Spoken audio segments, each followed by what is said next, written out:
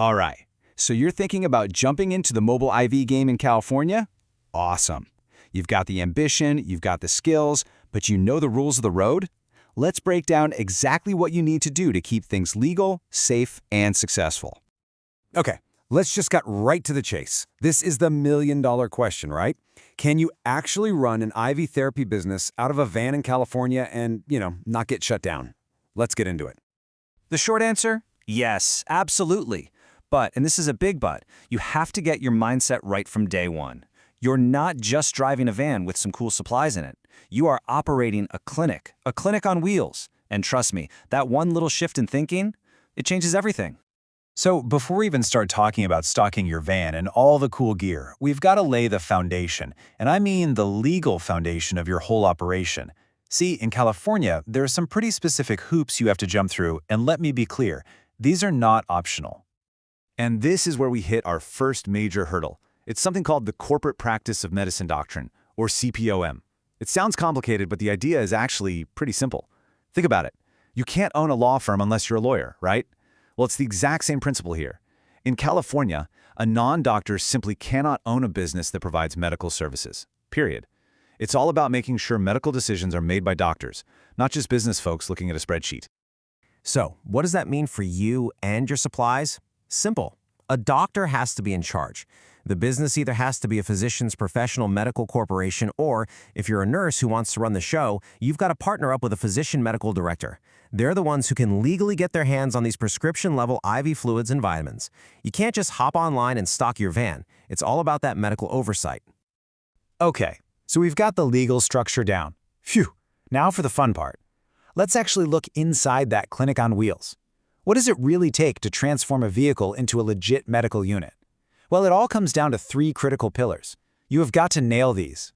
First step, pillar number 1, temperature. And listen, this is a huge one that so many people overlook. We're talking about sensitive medical products here. If you let them get too hot or too cold, you're not just throwing money down the drain on spoiled inventory. No, you could be putting your patients at serious risk with a treatment that's either useless or worse, actually harmful. And yeah, we're not talking about just cracking a window and hoping for the best. The law in California is super specific on this. You see that range? 59 to 86 degrees Fahrenheit? That's your magic window for what's called controlled room temperature.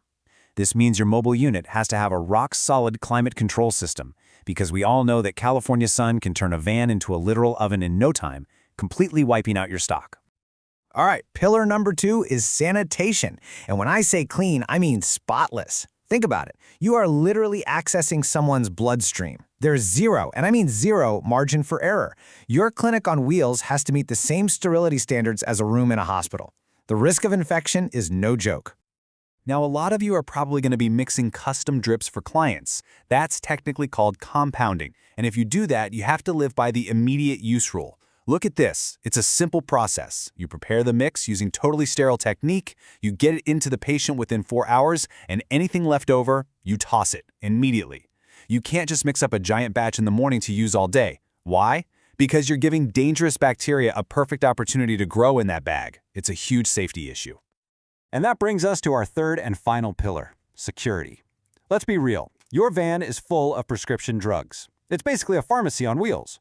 And it is 100% your responsibility to make sure that inventory stays safe and secure and doesn't end up where it shouldn't be. So how do you do that? It's actually pretty straightforward. First, all your drugs need to be in a locked container, a lockbox, a cabinet, whatever, that is physically bolted or fixed to the vehicle itself. It can't just be a loose box. Access has to be limited to licensed staff only, doctors and nurses. And never, ever leave that vehicle unlocked or unattended. Here's a really great best practice. At the end of the day, unload the drugs and move them to a secure building. Leaving them in the van overnight is just asking for trouble. Okay, so your clinic on wheels is set up. You've got temperature, sanitation, and security on lock. But how do you prove it if an inspector shows up? That's where the paper trail comes in. You have to think of your records as the ultimate proof. It's the evidence that shows you're a professional, not a cowboy. And don't think for a second that nobody's watching. The FDA has put out official statements about this stuff. They've basically said they know a lot of IV hydration businesses are cutting corners. So yeah, they are paying attention.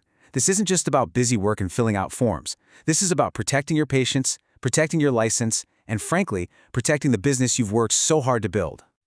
You really need to build a documentation routine. It has to become second nature. Just look at this cadence. Daily, you're logging your temperature readings. For every patient, you're recording exactly what was administered in a supply log. Monthly, you're doing a full stock audit to pull any expired products. And you've got to hold on to all of those records for a full 3 years. I know, it sounds like a lot, but it is absolutely non-negotiable if you want to operate legally. All right, let's switch gears a little bit and talk about what's actually in your medical kit. Because not everything you carry follows the same set of rules. You need to know how to handle each type of supply correctly. This little chart here is super helpful. So your basic fluids like saline, they're prescription drugs, but pretty simple to handle.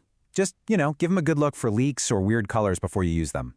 Now, your vitamins and other additives, this is where you need to be sharp. If you're using a multi-dose vial, the second you puncture that seal, a 28-day timer starts. After 28 days, it's garbage. So, pro tip, write the date you opened it directly on the vial. And then there's controlled substances. Honestly, my advice is just to avoid them completely. The extra DEA paperwork and super strict security rules are a massive headache that you probably don't need. So let's bring it all home. This is your compliance checklist. This is what it takes to do it right. Are you operating under a physician's medical corporation? Check. Are you buying your supplies from legitimate licensed wholesalers? Check. Is your vehicle a true clinic on wheels with temp control, sanitation, and security all dialed in? Check. Are your records absolutely meticulous? And is every single person on your team trained on these protocols?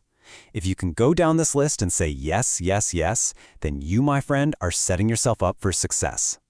So I'll just leave you with this final question to really think about. What kind of business are you building? Is it a service built purely on convenience, or is it a medical practice built to the highest standard of care? In this industry, and especially in a place like California, there's really only one right answer to that question.